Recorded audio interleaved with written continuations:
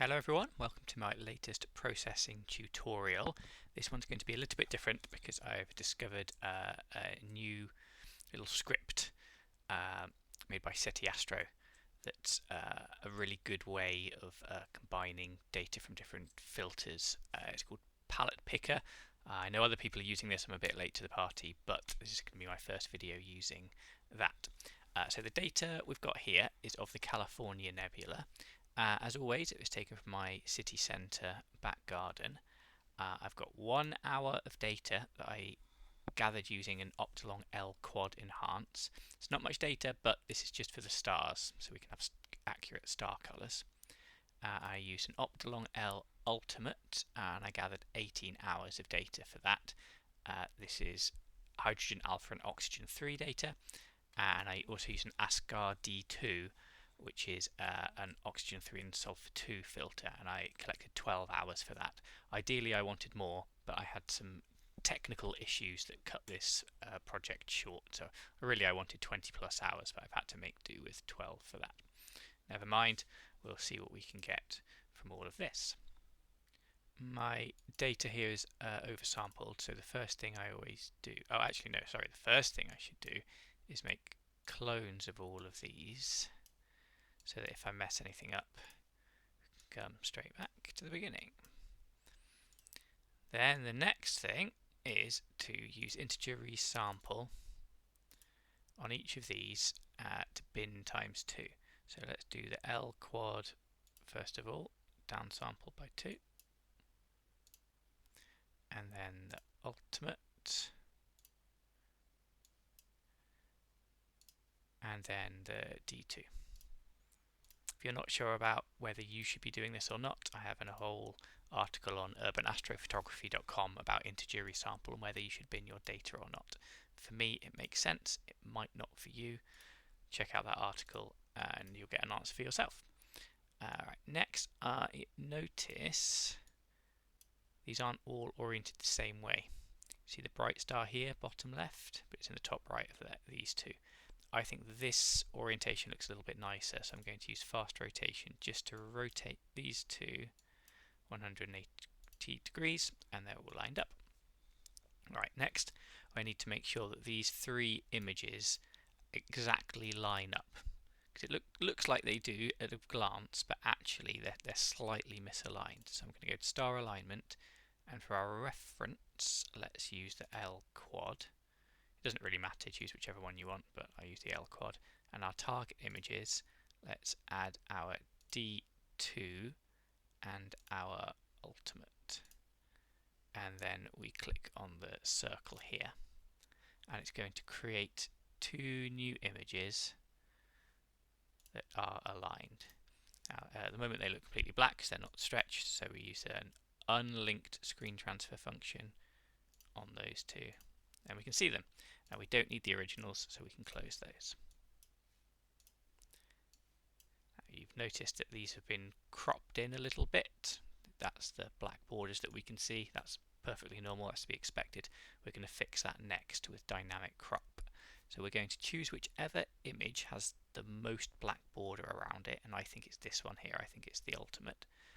We're going to choose dynamic crop. We're going to hold down Control to maintain our aspect ratio, and as we do that we're going to move this box and resize it so that it's just inside all of the black border. I think that's looking good, and we want to apply this crop, this exact crop, to all 3 images so that they line up. So to do that we're going to take the dynamic crop window, we're going to take the click and hold on the triangle, drag and drop it over this image, let go, drag and drop it over this image, let go, and then we just click the tick for the final one. And now these 3 images are perfectly aligned. Next, let's run image solver on these, script astrometry image solver, and that's going to give PixInsight lots of information about these images that it will use a little bit later. That's L quad done. Let's do the ultimate one next. And then finally D2.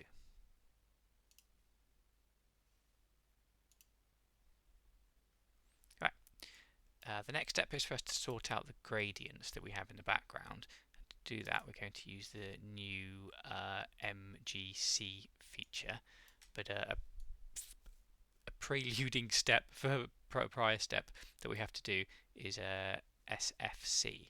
So let's run that on these three. So we've got the L quad, which we can, it's broadband data, so this is all fine. We're just going to drag and drop that over. We're not going to see any difference, it's just analysing the image which is going to be used, gathering data that's going to be used for the next step.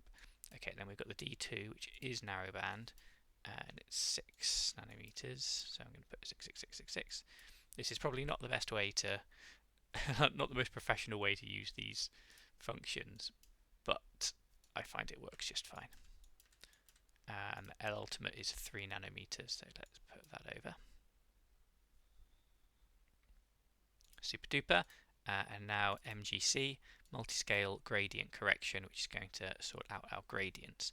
It's the official line is that it's not recommended to use this function, this process on the kind of data we've got here, the one-shot color that's been used with the dual band filters. But despite that, I've tried it and I still find it better than and easier, importantly, much easier than alternatives. So still going to use it. So all we have to do is drag and drop.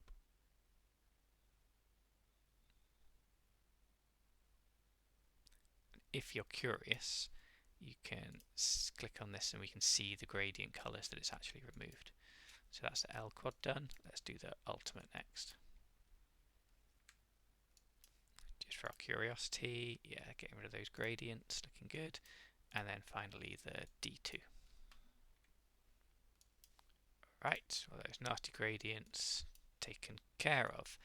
I look forward to the day when this is updated and it officially is good for these filters, but until then I still think it's good enough to use. Right, next thing, I'm going to run Blur Exterminator. That's going to help to sharpen our image using a process called deconvolution, which is kind of like compensating for that blurring effect of the Earth's atmosphere somewhat. So let's load up Blur Exterminator.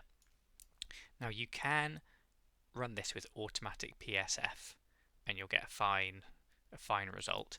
I find that I get slightly better results if I calculate that PSF myself by using PSF image. And it's super easy, we just click evaluate, and we're doing this on the L quad to start with.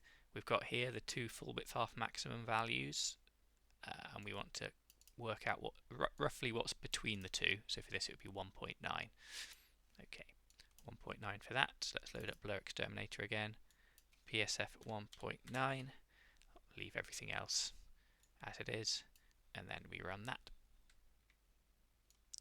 And then we're going to do the same for the ultimate. So let's what was it? Render PSF image, evaluate. About 1.79 or so.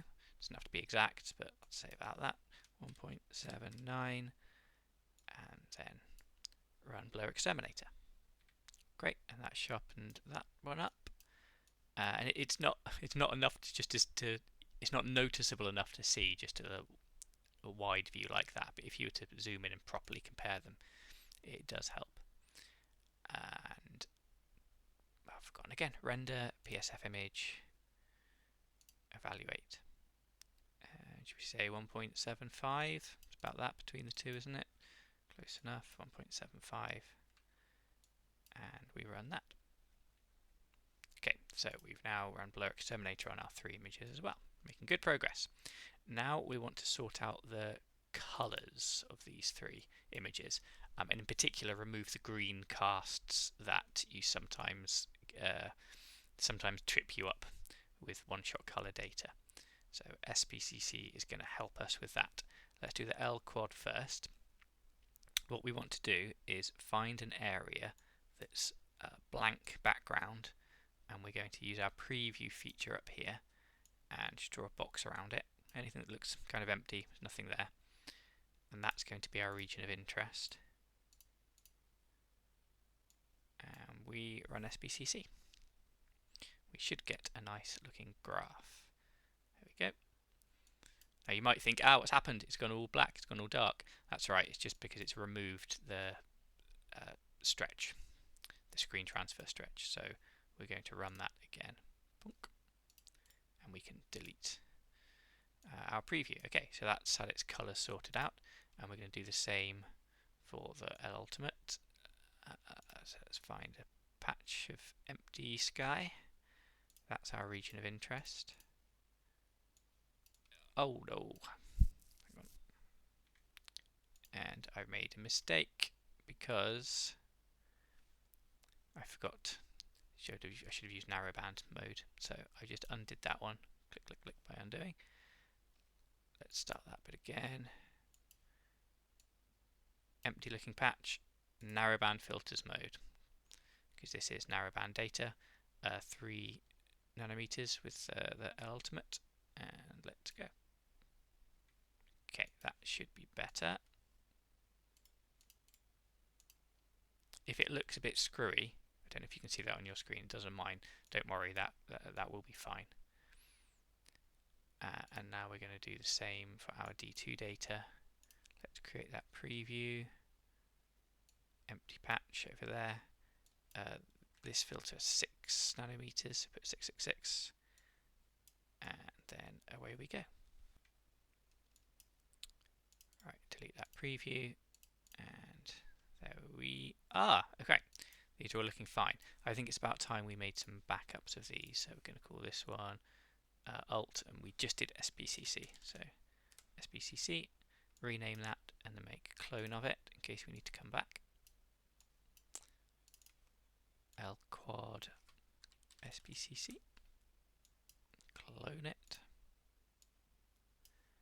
and then D2 SBCC and clone it. Oops, clone it, I say. Alright, making progress. Now it's time to stretch our data from linear to non-linear. And I like to use GHS for this. There are different methods you can use, but GHS is my favourite. I find it gets the best results. So we're going to do this on our Quad data first. We need to click on this little button up here because we've currently got a stretch applied, screen transfer function. We want to take that off. And then we want to click on the circle here to get a real-time preview. And we're going to zoom this over. Aha, we can see all the data that's there. Now we don't have to put too much effort into this stretch because we're only interested in the stars. This is our broadband data. So we're only after star colour from this. So we don't need to worry about teasing all the nebulosity out because we're just going to be deleting that soon enough. We don't want too many stars though, because then the end image, when we put the stars back in, it will look like it's peppered with too many stars. So I think about that. It's personal preference, you can experiment. I'm going to click on the square, and there we go, that one has been stretched. So let's just put that to one side for now. Actually, I'm going to rename it, otherwise I might get confused. GHS. Okay, let's do our Ultimate next. So again, we want to take this STF stretch off. I'm going to click on the circle, so we have a real-time preview. And this one is a bit more involved. So we don't want to do it all in one go with GHS. So let's do an initial little stretch like that, and then click on the square. And then we click on this icon at the bottom right to reset the settings. And now we're going to go up a little bit more. And what we want to do is find something that's particularly interesting in our nebulosity. Let's click, we're going to click there, and then we send to SP, and that's the symmetry point, so it will kind of perform the stretch around that point to emphasize the detail on whatever we clicked in. That's our stretch, and we can play about with the intensity if we want as well. Let's do that, and then maybe one more little stretch just to get us a bit more data, because there's quite a lot of hydrogen alpha in this area. Alright, looking good. Alt GHS. And then finally, and the most difficult one, because the signal to noise ratio isn't so good, it's only 12 hours from my city centre, GHS. Let's do this. Initial little stretch. And then choose some nebulosity, maybe this bit here, send to SP.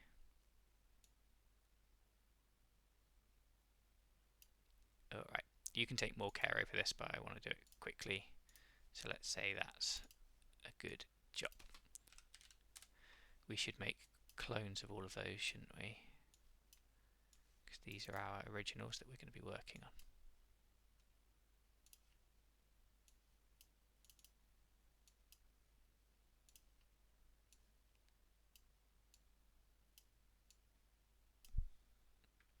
Right, next we're going to remove the stars from our stars image here. And we're going to make a separate stars image, and we will be coming back to that one at the end of our processing. We want to put the stars back into the image. We don't want to edit with stars because we're going to be doing all kind of stretching and weird things that are going to alter the stars, and we want to keep them fairly pristine. So the best way to do this, I found, is we're going to make a clone of that, and in this clone we're going to run starnet2. We've stretched to non-linear, so we can uncheck that, and this is going to remove all of the stars from this image. Right, and that is a precursor step to running a very neat little function here called screen stars. We're doing star removal. Our star review is L quad GHS. Yeah, that's the one. And our starless view is L quad GHS clone 1. I'm getting the names from the top bits. And this is our preview. This is what we're going to get out of it. Let's click tick. Hooray! So now we've got all of our stars. We don't actually need these anymore, so we can close these. Now I find that the stars that come out of these images look a little weak in colour, so I like to give them a bit of a boost. So to do that, well, first of all, actually I run SCNR to remove any green, because there shouldn't be any green in our stars. And then I run colour saturation, let's have a preview, and I take this little yellow dot here, you can hardly see it, over to the right, and I boost that one all the way to the top. I click the square to make that happen, and then I would like to run it again, maybe not all the way to the top, maybe like halfway to the top, round about there. And that has given our stars a nice pop of colour, and that'll be nice at the end. And they should be fairly accurate colours as well, in terms of blues and reds and oranges and the like, because this is broadband data, but I like it boosted. That's just my preference. You might not, that's fine, but I like them kind of accurate, but more so have more pop. Alright, what are we going to do next? We are going to maybe have a look at... we could do some curves. Oh, actually, no, sorry, getting ahead of myself. We've just taken the useful stars out of the image. We don't need stars in these two, so we are simply going to remove the stars. Okie dokie. Now we might want to do some things at this stage. We might want to run some curves transformation.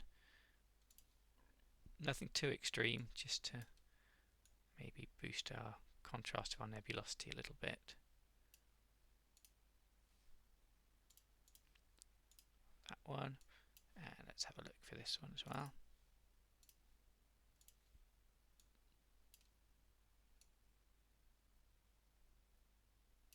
Looking very dramatic there. If there were any artifacts left behind by the star removal process, I might do a bit of clone stamp. I think this is looking very noisy, this one, so I'm going to run a little bit of noise exterminator on this. I crank the iterations up because I've got a fast computer. Let's run that and see if we can smooth out some of that noise. that's looking a bit better. This new version of Noise Exterminator with the AI version 3 is really good. I mean, the previous one was excellent, but this one is definitely a step up even from that, and you can use it at any point during your processing. I tend to mostly save it to the end, but I mean there was a lot of noise there, so I thought I'd just try and have that under control a little bit. Take this opportunity to do that. Alrighty, I think that next we can do our next let's do our palette picker, which is our special thing where we're going to combine these two images. So we're going to go to Script and SETI Astro. There's a whole suite of really neat apps here made by SETI Astro. A lot of people have known about these for a long time, but I've only just realised about these. You do need to download them separately. They're not native within PixInsight, but you can Google that and it's super easy to do. So Perfect Palette Picker. And what we can do here is we input our source images and it will give us lots of options. Now if we were mono images, we would put in our hydrogen alpha, oxygen 2, sulfur 3. But what I really like about this palette picker is that we have options for our L ultimate and D2, because our L ultimate is hydrogen alpha, oxygen 3, and our D2 is sulfur 2, oxygen 3. So that makes it nice and easy. We've already stretched. I find it better personally to stretch the images before doing this, which is what we've done. So this is our Alt GHS. You can see the name up here. Alt GHS, and our S203 is D2 GHS. Where's it gone? D2 GHS. Right. Now we're going to click Create Palettes and give it just a moment. And we're going to look up here. We can see lots of lovely options. The default preview is quite small, so let's extend that out. Let's make it nice and big. And then zoom out a bit. And we've got all these different ones that we can choose. And you can even choose multiple ones. You'll see in a moment how easy it is. Personally, I wouldn't choose anything that... I would choose something that has HS and O in it, because we've gathered data for HS and O. If we'd just used the L Ultimate, then I might just use this one because it doesn't have any sulfur. But we went to the effort of using the D2, so we collected that. I mean, there are some nice options here. Even this one looks quite nice. I haven't used HSS before. But I think that the HSO, to my mind, looks kind of funky. So all we do is click on it, and it appears. Da, da, da. Isn't that easy? It's really good. Alright, let's minimize that and minimize that, because we're probably not going to need those anymore unless we go back and have another go. Because you can get different results here if your source images look different. So if we did different curve adjustments, or different amounts of stretching or noise reduction or whatever to these two images, then you'll end up getting a different thing at the end of it. This is a-okay there. So let's make a clone and move that out of the way, and we can do a little bit of work on this image. Another very nice tool I like to use is selective color correction. Very powerful, and we can use this to really change the look in terms of colors. So for example, let's just choose yellow here, and if we take the cyan down, you can just see in the preview here, make it even bigger, what kind of a difference these things make. And if you click on the preview changed image, you can see the before and after. And you can have fun with this, just play about with it, try different things, see what looks good to your eye. If you want to move anything back to how it was, you can just click on the little reset button here.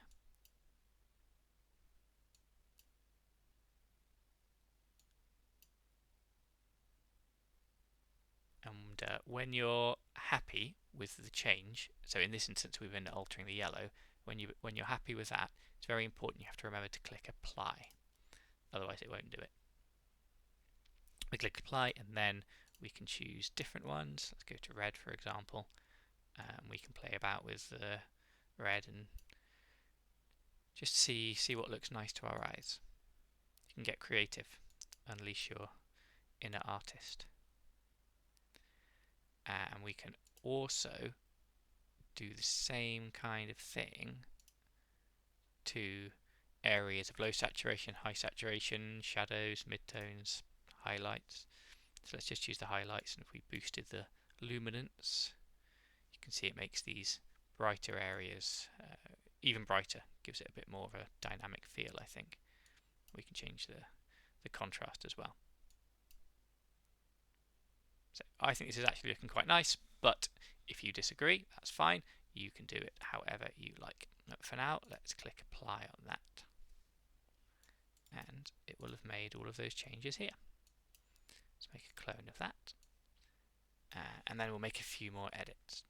Lots of things that we can do. I like my picture to have a lot of punch, and to do that I have a nice combination. We're looking for something called dark structure enhance. Anything between like 0.1 and 0.4 I find is quite effective. Let's go for really punchy for this, so let's go for 0.4, and then we'll see when it's done all these darker areas. Yeah, they look even darker because we've enhanced that structure. And then actually, should we do a little bit of local histogram equalizer as well? This looks really bad on the default values, but let's just take it down. Maybe about 0.2. We've got our preview on already, and if we click on the little circle at the top left, it shows us a before and after. And we can also use this little square here to zoom in. Before, after, before, after. Let's go back to our full view. Oh, yep, sorry, that's full view. I think that's fine. I mean, I'm probably overcooking it a bit, aren't I? But just for the purposes of showing you these tools. So we'll click on the square, close that preview, and then one that I really like is unsharp mask.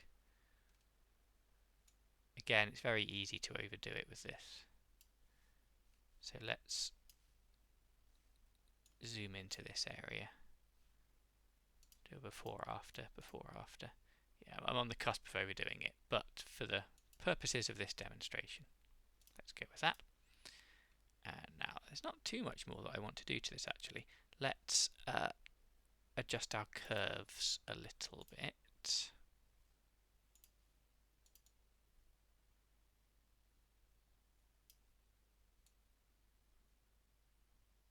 Oh, not too much.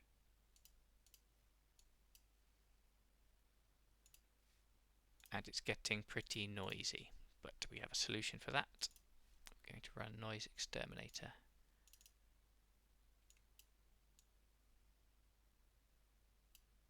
Quite a high level. Let's see how that comes out.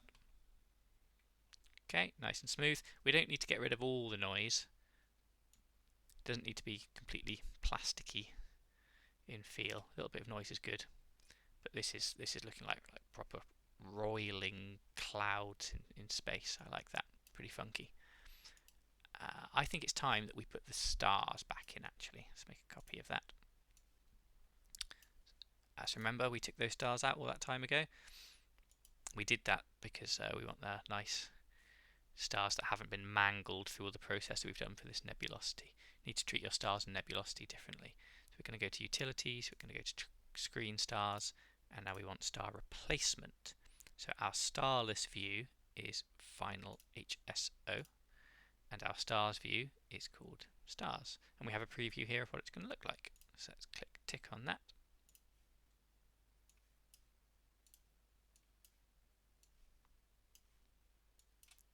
Looking good.